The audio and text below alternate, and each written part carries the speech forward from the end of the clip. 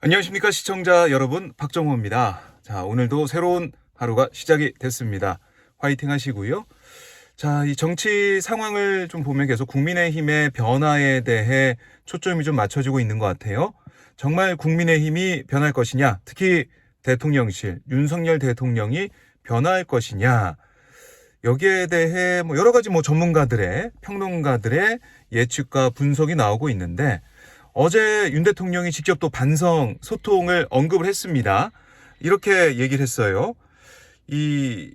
직접 말씀을 좀 전해드리면, 원내대표께서 이런 거, 의료 인력 확충 같은 의료체계 개편은 추진한다고 혹시 선거에 손해를 보지 않겠느냐 걱정을 하시기도 하는데, 우리 당에서도 그런 걱정이 많습니다.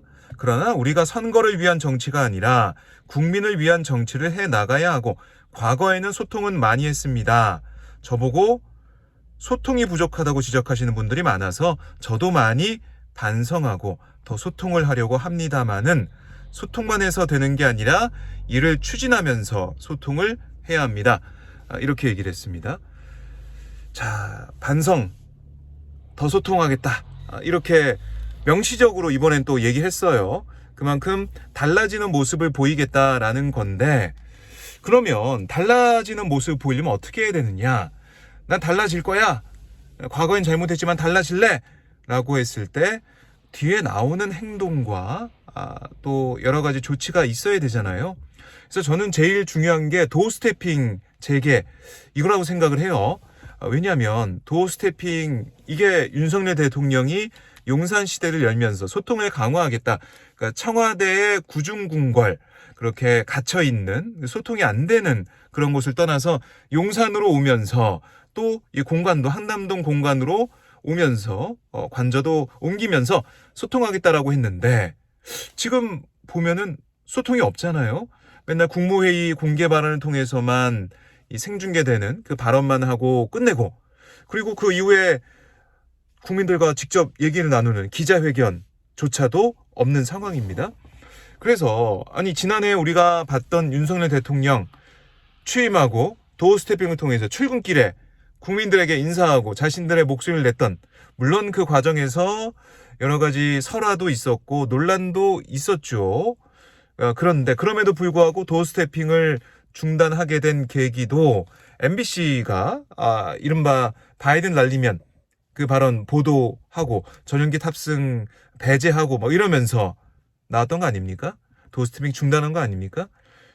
그럼 다시 지금 상황을 돌이켜보면 충분히 제기할 이유가 많은데 왜 시작하지 않느냐, 이런 부분이고, 이번에도 더 소통하려고 하고 있다, 나한테 소통 부족하다고 하는데, 그러면은 그나마 평가를 받았던 도어 스태핑, 이걸 제기하는 게 국민들이 볼 때는 정말 소통을 하려고 하는구나, 달라지는구나 라고 느낄 수 있는, 가장 빨리 또 효과적으로 체감할 수 있는 그 부분인 것 같아요. 도어 스태핑, 이 부분, 도어 스태핑이 아니더라도 기자회견이나 기자 간담회 이런 걸 통해서 질문을 받아야죠, 기자들의. 그러니까 당이 민심의 최일선, 민심과 가장 가까운 곳에 있기 때문에 당의 목소리, 당의 의견을 잘 듣겠다라는 것처럼, 기자들도 사실 취재 현장에서 사람들 많이 만나고 여러 가지 얘기를 듣고 취재를 합니다. 또 직접 현장에 있는 사람들 목소리를 듣기도 하고요. 그런 기자들 질문을 받는 거, 이게 또 하나의 소통 강화하는 방법이고, 그리고 이 타운 미팅 이런 걸 어제 대통령실 관계자가 얘기를 하던데, 아이디어로 그런 걸 통해서 직접 소통하는 모습을 보이는 거, 이게 있어야 되겠고요. 제가 그저께도 말씀드렸지만 야당 대표를 만나는 게 선행이 돼야 된다. 마치 김기현 대표가 중간 보수처럼 김기현 대표 만나고 와라 이런 식의, 아니면은 국회 일은 국회에서 알아서 해라, 이렇게 하면은 이게 진정성이 안 느껴지는 거 아니겠습니까? 야당의 얘기를 듣는 게 진정으로 국민들의 목소리를 듣는 거겠고, 그러니까 자신을 지지하는 지지층의 목소리는 얼마든지 지금도 듣고 있고 유튜브나 이런 걸 통해서 보고 있는 거 아니겠습니까? 그런데 야당에서는 어떻게 생각하는지, 야당을 지지하는 목소리, 강서구청장 보궐선거 진 게 야당을 지지하는 국민들 목소리 커서 진 거 아니에요? 그럼 왜 졌냐? 뭐 어떤 걸 바꾸는 걸 원하느냐라고 야당 대표 만나서 들어봐야죠. 이런 실천이 있어야겠고요.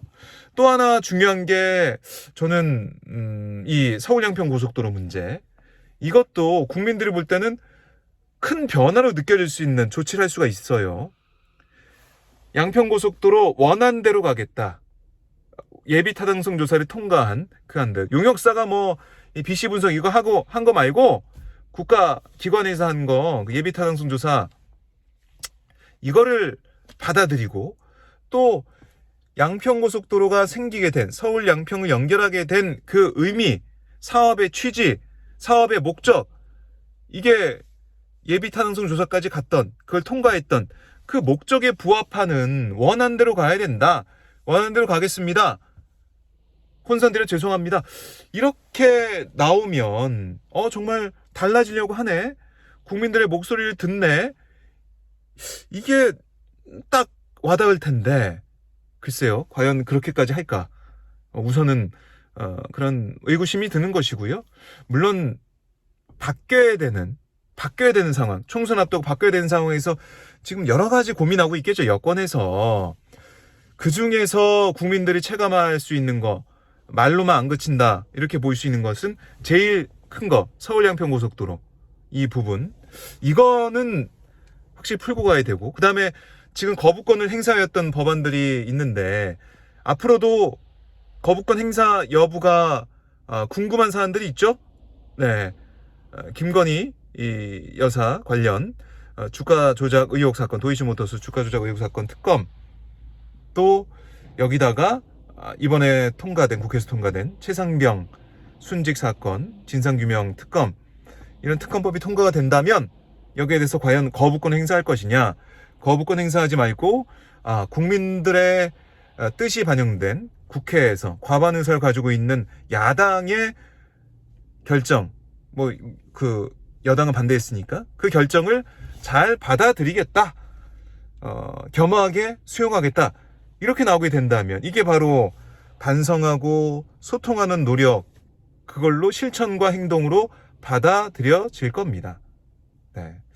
그러니까 국민들은 이제 지켜보는 거죠. 그래, 뭐 좀 말이 바뀌었어. 반성이란 단어가 나오기 시작했어. 소통 강화한데, 그래, 달라지는구나. 정말 변할까? 이렇게 보고 있어요. 지켜보고 있어요. 그 뒤에 말 이후에 나오는 실천과 행동이 있어야 정말 그렇네, 국민들은 판단하게 될 것이고, 그렇지 않다 그러면 또 말로만 그러는구나. 소통하는 것은, 그 소통하는 국민은 결국에는 자신을 지지하는 지지층이구나, 이렇게 느낄 수가 있어요. 그러니까 뭐 이준석 전 대표나 유승민 전 의원이나 계속해서 얘기하고 있는 게 12월까지 변하는지 보겠다, 이거 아니겠습니까? 12월까지 지금 뭐 한 달 정도밖에 안 남았어요. 그 안에 빠르게 바뀐 걸 보여줄 수 있을지, 그렇지 않다면은 내년 총선 국민의힘은 어렵다, 이렇게까지 말까지 했는데 그냥 허언이 된다, 그럼 더 국민들의 실망감과 또 분노, 또 이런 게 커질 것이다. 강서구청장 보궐선거에 똑같은 그 재현이, 똑같은 일이 총선에서 벌어질 수 있다. 그러니까 어떻게 변하느냐, 이건 지켜봐야 될 것 같아요. 어제 뭐 참모들한테 책상에 앉아있지 말고 밖으로 나가라, 민심을 살펴라, 목소리 들어라, 이렇게 했다고 하는데 듣는다고 끝나는 게 아닙니다. 어떻게 바뀌느냐, 또 누구의 소리를 듣느냐, 이게 중요하기 때문에 앞으로 더 집중해서 지켜볼 수밖에 없다.